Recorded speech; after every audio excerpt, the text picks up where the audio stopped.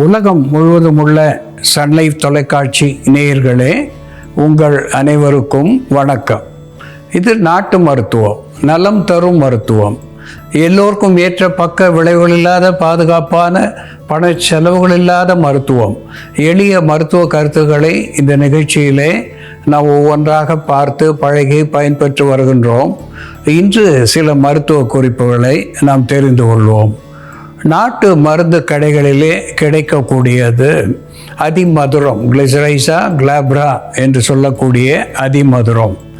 அதனோடு அரிசி திப்பிலி, பிப்பர் லாங்கம் என்று சொல்லக்கூடிய அரிசி திப்பிலி, வால் மிளகு, சுக்கு, இந்த 4 பொருட்களும் கிடைக்கக்கூடிய ஒன்று. இவற்றை சம அளவு எடுத்து லேசாக வறுத்து பொடித்து சன்னமாக சலித்து வைத்து கொண்டு வெறுகடி அளவு தேனோடோ பாலோடோ அன்றாடம் 2 வேளை உள்ளுக்கு பருகுகின்ற நிலையிலே இந்த டியூபர்குலோசிஸ் என்று சொல்லக்கூடிய காச நோயினாலே ஏற்படுகின்ற சளி, அதை பற்றிய இருமல், அது மட்டுமல்லாமல் குத்திருமல், வறட்டிருமல் என்று பல்வேறு விதங்களிலே நமக்கு தொல்லை தருகின்ற இருமல், இவற்றையெல்லாம் போக்கி செரிமான சீர்கேடுகளையும் சுவாச பாதையும் சரி செய்யக்கூடிய ஒன்றாக இந்த வால்மிளகு, திப்பிலி, அதிமதுரம், சுக்கு விளங்கும் என்பது உண்மை.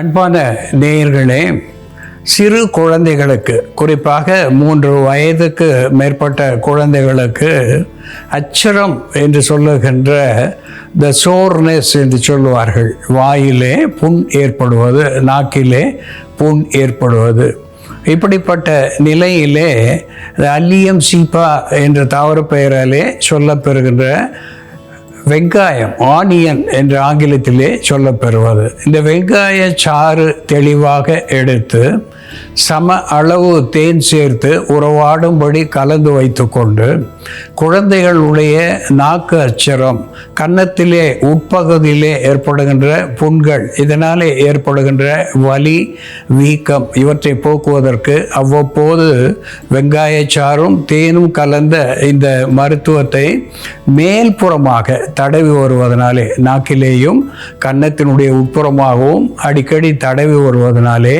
2 நாட்களிலே அந்த புண்கள் ஆறி குழந்தைகள் ஆரோக்கியம் பெறுவார்கள் என்பதை மறத்தல் ஆகாது.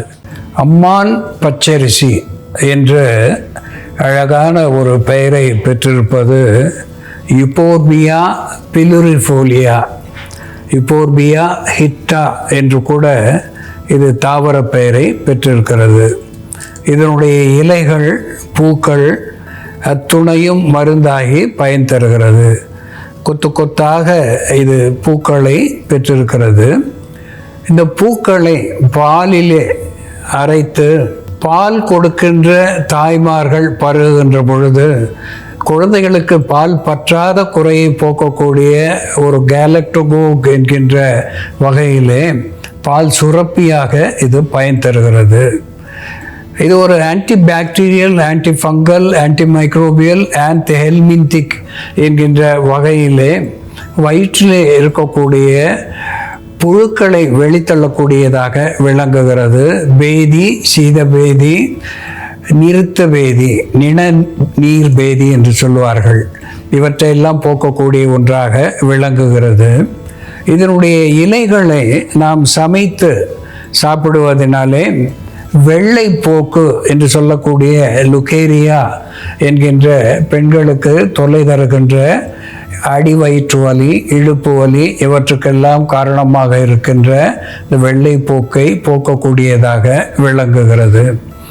இதனுடைய பூக்களையும் இதனுடைய இலைகளையும் உலர்த்தி பொடித்து வைத்து கொண்டு ஒரு தேக்கரண்டி அளவு எடுத்து அன்றாடம் இரவு நேரத்திலே பாலோடு கலந்து பருகுகின்ற பொழுது இந்த மேல் இன்ஃபெர்டிலிட்டி என்று சொல்லக்கூடிய ஆண்களுடைய மலட்டுத்தன்மை, அதற்கு காரணமாக இருக்கின்ற த ஸ்போம் கவுண்ட் என்று சொல்லக்கூடிய விந்து அணு குறைபாடு, இந்த விந்து அணுக்கள் குறைவாக இருந்தாலும் அதனுடைய பயணத்தன்மை என்று சொல்லுகின்ற மொட்டிலிட்டி, இவை இரண்டும் குறைவாக இருக்கின்ற பொழுது ஆண் மலட்டு தன்மைக்கு அங்கே காரணமாக விளங்குகிறது.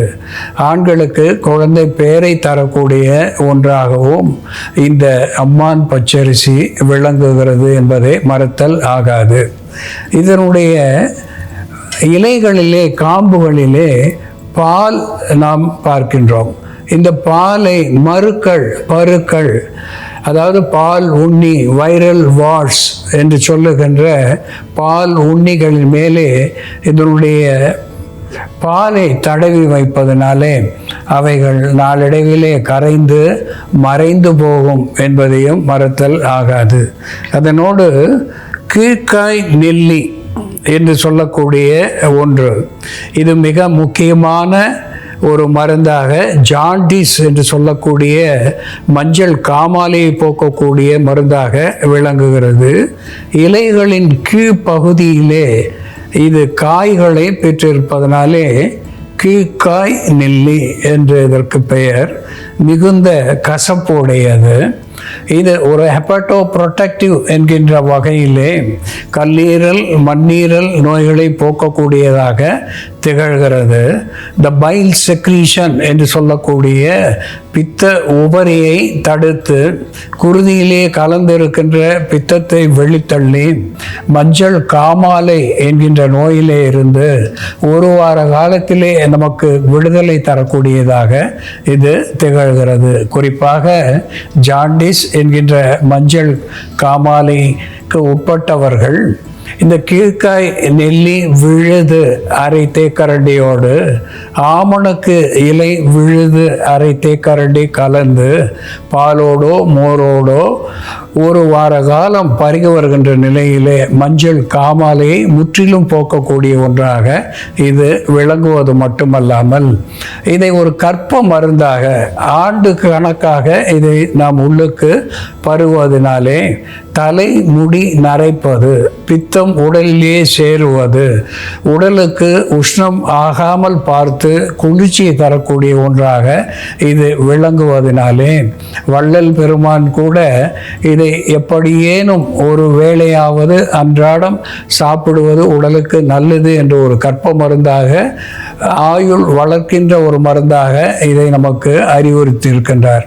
அன்பான நேயர்களே, கீழ்காய் நெல்லியும் அம்மான் பச்சரிசியும் எப்படி மருந்தாகிறது என்று செயல்முறையிலே பார்ப்போம். வாருங்கள் நேயர்களே, நாம இன்னைக்கு அம்மான் பச்சரிசியோட மருத்துவ குணங்கள் என்ன, அம்மான் பச்சரிசியை எதற்கெல்லாம் மருந்தா பயன்படுத்துறதுன்னு பார்க்கலாம். முதல்ல நாம அம்மான் பச்சரிசி மற்றும் கீழா நெல்லியை பயன்படுத்தி வெண்குஷ்டம்னு சொல்லக்கூடிய வெண்புள்ளிக்கான ஒரு உள் மருந்து மற்றும் வெளிப்பூச்சி மருந்து தயார் பண்ணலாம். இதற்கு தேவையான பொருட்கள்: அம்மான் பச்சரிசி சமூலம், கீழா நெல்லி சமூலம், வெந்தயம். நம்ம இந்த இலைகள் எல்லாமே ஃப்ரெஷ்ஷாக கிடைக்கும் அப்படின்னா இலைகளை ஃப்ரெஷ்ஷாக பயன்படுத்தி கஷாயம் தயார் பண்ணிக்கலாம். வெந்தயமும் ஊற வச்சு நம்ம சேர்த்துக்கலாம். இந்த இலைகள் நமக்கு எப்போவாது தான் கிடைக்குது அப்படின்னா கிடைக்கும் பொழுது இதை பொடி பண்ணி வச்சுக்கணும். கீழா நெல்லி பொடி, அம்மான் பச்சரிசி பொடி, அதோட வெந்தயத்தையும் நம்ம வறுத்து பொடி பண்ணி வச்சுக்கிட்டு இது மூன்றும் சேர்ந்து இந்த மருந்து தயார் பண்ணிக்கலாம். இப்போ நம்ம ஃப்ரெஷ்ஷாக இருக்கிறதுனால இந்த ஃப்ரெஷ் லீவ்ஸ் ஆட் பண்ண போகிறோம். முதல்ல நம்ம இது எல்லாத்தையும் அரைச்சிடலாம். அம்மான் பச்சரிசியை உடைச்சா வரக்கூடிய பாலை நம்ம பருக்களுக்கும் மருக்களுக்கும் தொடர்ந்து அப்ளை பண்ணிட்டு வரும் பொழுது மருக்கள் காய்ந்து உதிரும், பருக்கள் வடு இல்லாமல் ஆறும். அதே போல் வீசிங் இருக்கிறவங்க மூச்சு திணறல் ஏற்படும் பொழுது அம்மான் பச்சரிசி இலைகளோட அதிமதுரம் சேர்த்து கஷாயமாக வச்சு குடிக்கும் பொழுது அவர்களுக்கு மூச்சிறைப்பு கட்டுப்படும். அம்மான் பச்சரிசி சமூலம் எடுத்துக்கலாம். இதோட இலை, பூ, தண்டு இது எல்லாமே நம்ம யூஸ் பண்ணுறோம். இதோட நம்ம கீழா நெல்லி சமூலமும் சேர்த்துக்கலாம். மண்ணெல்லாம் அலசிட்டு இந்த வேர் கூட நம்ம சேர்க்கலாம். அம்மான் பச்சரிசி, கீழா நெல்லி, அதோட நம்ம ஊற வச்சு வச்சிருக்க வெந்தயம், இதெல்லாம் சேர்த்து இப்போ நம்ம அரைச்சிடலாம்.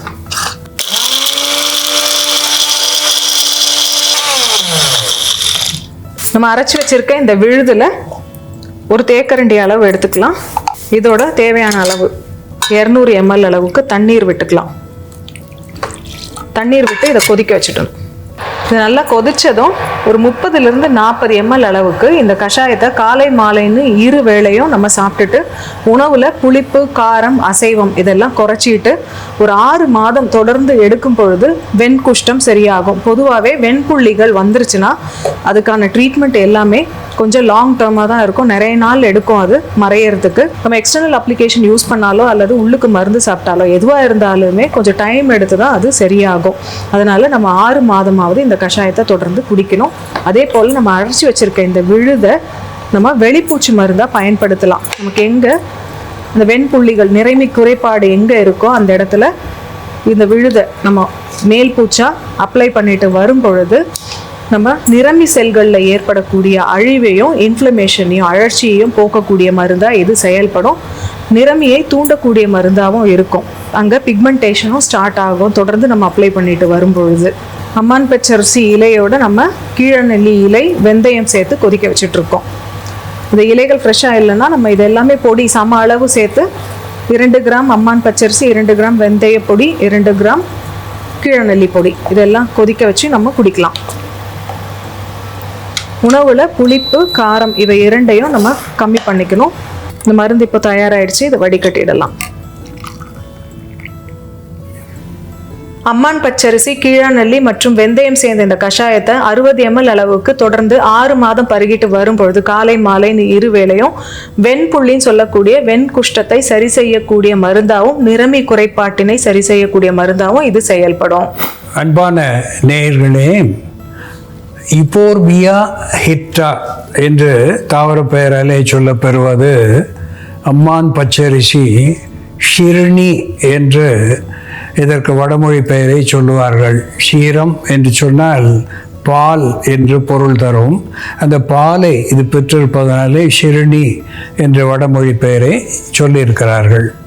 இதனோடு ஃபிலாந்தஸ் நிரூரி என்று தாவர பெயராலே சுட்டப்பெறுவது பூமி ஆம்லகி என்று வடமொழி பெயராலே சொல்லப்பெறுவது நெல உசிரிக்கா என்று தெலுங்கு பாஷையிலே இதற்கு பெயர்.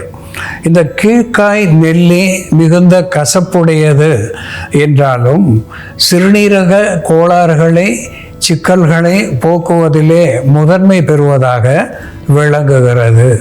பித்தத்தை போக்குவதிலே மிகச்சிறந்த ஒரு மருந்தாக, குறிப்பாக இந்த ஜாண்டிஸ் என்று சொல்லுகின்ற மஞ்சள் காமாலை போக்குவதிலே முதன்மை வகிக்குவதாக விளங்குகிறது. அதோடு கூட இந்த ஹெப்படைட்டிஸ் பி வைரஸ் என்று சொல்லக்கூடிய HB என்று சொல்லக்கூடிய வைரஸ், HBV என்று சொல்லக்கூடிய ஒன்றை இது போக்கக்கூடிய ஒன்றாக, இது தொடர்ந்து பல மாதங்கள் நாம் பயன்படுத்துவதனாலே இந்த பித்தம் அதிகரிப்பதனாலே ஏற்படுகின்ற ஹெப்படைட்டிஸ் B, C வைரஸ் இவைகளை குறைக்கக்கூடியதாக விளங்குகிறது. உடலுக்கு குளிர்ச்சி தருகிறது. கண் பார்வையை கூர்மைப்படுத்தி கண்களுக்கு குளிர்ச்சி தருகிறது. இதை எண்ணெயில் இட்டு தலைக்கு தேய்க்கின்ற நிலையிலே தலை உஷ்ணத்தை போக்கி இரவு பணி செய்பவர்களுக்கு கண் எரிச்சல், தலைமுடி கொட்டுதல் இவற்றை குறைக்கக்கூடியதாக விளங்குகிறது. இந்த கீழ்காய் நெல்லியோடு அம்மான் பச்சரிசியும் வெந்தயம் ட்ரைகோனெல்லா ஃபைனம் கிரேக்கம் என்று தாவர பெயராலே சுட்டப்பெறுவது ஃபெனுக்ரீக் என்று ஆங்கிலத்திலே சொல்லப்பெறுவது வெந்தயம் என்று தமிழ் பெயரை பெற்றிருக்கிறது. வெந்த அயம் என்று நாம் பிரித்து பார்க்கின்ற பொழுது புடம் போடப்பட்ட இரும்பு சத்துவத்தை இது மிகுதியாக பெற்றிருக்கிறது. அதனோடு கூட இது ஒரு ஆன்டி ஆக்சிடென்ட் என்கின்ற வகையிலே செப்போனின் என்று சொல்லக்கூடிய மருத்துவ குணத்தை பெற்றிருப்பதனாலே புற்று வாராமல் தவிர்க்கக்கூடிய ஒன்றாக இதை உணவிலே நாம் சேர்க்கின்றோம். வயிற்றிலே ஏற்படுகின்ற புற்று வாராமல் தடுக்கக்கூடிய ஒன்றாக விளங்குகிறது. வயிற்று புண்களை ஆற்றக்கூடியதாக திகழ்கிறது. இது புறமருந்தாக பயன்படுத்துகின்ற பொழுது anti bacterial, anti fungal, anti microbial, refrigerant என்கின்ற மருத்துவ குணத்தை பெற்றிருக்கிறது. அம்மான் பச்சரிசி, கேழ்காய் நெல்லி, வெந்தயம் இவை சேர்ந்த இந்த பானத்தை நாம் அன்றாடம் அந்தி சந்தி என்று பருகி வருகின்ற நிலையிலே இந்த லியூகோடெர்மா என்று சொல்லக்கூடிய தோலிலே ஏற்படுகின்ற வெண்புள்ளிகள், இதற்கு மெலனின் டெஃபிஷியன்சி என்று ஆங்கிலத்திலே சொல்லுவார்கள். கருமை நிற செல்கள் உற்பத்தி குறைவாக இருந்து ஏற்கனவே இருந்த கருநிற தோல் வெண்மையாகி பார்ப்பதற்கு நமக்கு விகாரமான ஒரு நிலையை தரக்கூடிய ஒன்று. இது நோய் அல்ல என்றாலும் நமக்கு இது மனதை பாதிக்கக்கூடிய ஒன்றாக திகழ்கிறது. அதனாலே இந்த லியூகோடெர்மா என்று சொல்லக்கூடிய வெண்புள்ளிகள் வந்தவர்கள் இதை தொடர்ந்து பயன்படுத்துவதனாலேயும் இதனுடைய விழுதை மேற்புறமாக பயன்படுத்துவதனாலேயும் நாளடைவிலே அவர்களுக்கு மெலனின் என்ற கருப்பு நிறம் உற்பத்தியாகி தோல் பழைய நிறத்தை பெறும் என்பதை மறத்தல் ஆகாது. மேலும் அவர்கள் காலையிலே சூரிய உதயத்திலே 6 மணியிலே இருந்து 6:30 மணிக்குள்ளாக ஒரு 10 நிமிடங்கள் சூரிய ஒளியிலே அவர்கள் இருப்பதனாலே அவர்களுக்கு அந்த மெலனின் உற்பத்தி என்பது மிக விரைவாக தூண்டப்பெறும் என்பதையும் இங்கே சுட்டிக்காட்ட விரும்புகின்றேன். அன்பான நேயர்களே, உள்ளுக்கும் மருந்தாகி புறமருந்தாகவும் விளங்குகின்ற அம்மான் பச்சரிசி, கீழ்காய் நெல்லியை பற்றி நாம் தெரிந்து கொண்டோம். இது போல வேறு ஒரு மருத்துவ குறிப்போடு நாம் மீண்டும் சந்திப்போம். நன்றி, வணக்கம்.